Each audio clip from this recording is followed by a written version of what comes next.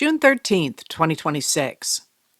Before noon on Saturday, June 13th, Charles M. Floca, whom Trump installed at the head of the John F. Kennedy Center for the Performing Arts, certified to the court that the center and its board have complied with the court's order.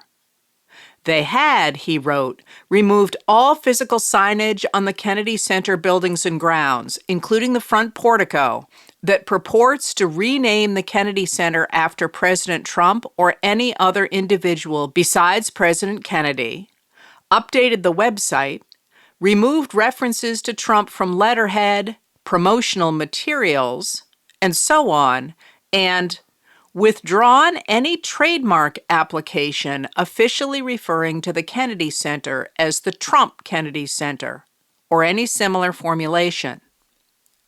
What they did not do was take down the tarp workers installed last night around the scaffolding they erected yesterday, hiding the portico wall. Through a crack between the tarp and the wall, photographers caught a few images of letters coming down shortly after 3 o'clock a.m. Cliff Owen of the Associated Press got an iconic shot of a worker loosening the P from the wall, but so far the public has not seen the restored facade. The portico remained shrouded all day. In a statement, Kennedy Center spokesperson Roma Daravi said that the center was fully compliant with the court's directive and that the board was evaluating legal options. Tonight, workers were back at the Kennedy Center, where they created passageways in the tarp to make the center's doors accessible while keeping the wall where Trump had put his name covered. Last night, while workers were putting up scaffolding at the Kennedy Center, Ultimate Fighting Championship, or UFC, fighters held a press conference at the Lincoln Memorial in advance of the UFC cage matches to be held at the White House on Trump's 80th birthday on Sunday. Trump sent the United States Army Herald Trumpets, the U.S. Army ensemble chiefly responsible for playing the entrance and exit fanfares for the President of the United States, to open the event. The fighters walked from Lincoln's statue down the steps of the memorial through the Armed Forces Full Honor Cordon, a pathway formed between two groups made up of 16 service members in dress uniforms. This is the U.S. military's highest ceremonial formation, usually reserved for heads of state, foreign dignitaries, senior officials, and funerals for military heroes. This morning, the weigh-in for the UFC fights at the White House also took place at the Lincoln Memorial. Heavyweight fighter Josh Hokett seemed to pretend to throw up, dribbling colored liquid from his mouth. "So what? Maybe I was drinking last night," Hokett told the media there. "Who wouldn't be? I've got a giant man who wants to knock me out," he said, referring to his scheduled opponent, Derek Lewis, whom Alex Paddle of Yahoo Sports identifies as Trump's favorite fighter.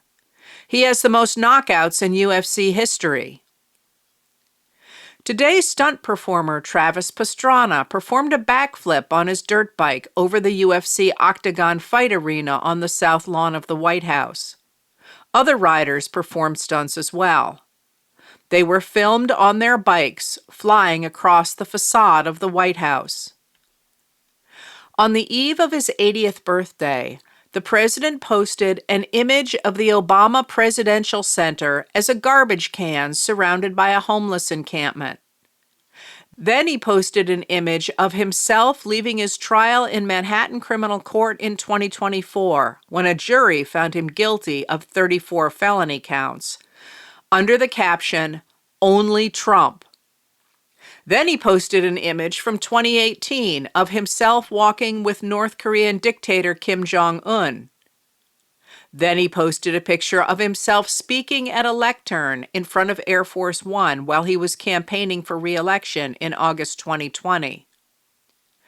Then he posted an AI image of himself on a ship, looking out at battleships from different eras, including a wooden sailing vessel, flying the American flag, with fighter jets in formation overhead, The back of his jacket is emblazoned with Commander-in-Chief, and the caption reads, "You're getting discombobulated." Then he posted an image of himself on the cover of Fortune magazine from December 8th, 1986. And then he posted a black and white image of himself as a younger man in the same era, looking pensive, seated in a chair on an ice rink, with the caption, "Years ago, after saving the Woolman skating rink in Central Park, long before I fixed the reflecting pool and everything else in Washington, D.C., including, most importantly, crime. President Donald J. Trump."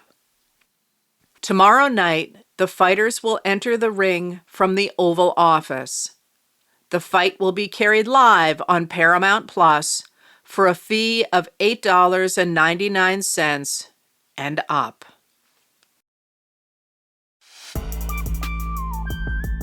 Letters from an American was written and read by Heather Cox Richardson. It was produced at Soundscape Productions, Dedham, Massachusetts. Recorded with music composed by Michael Moss.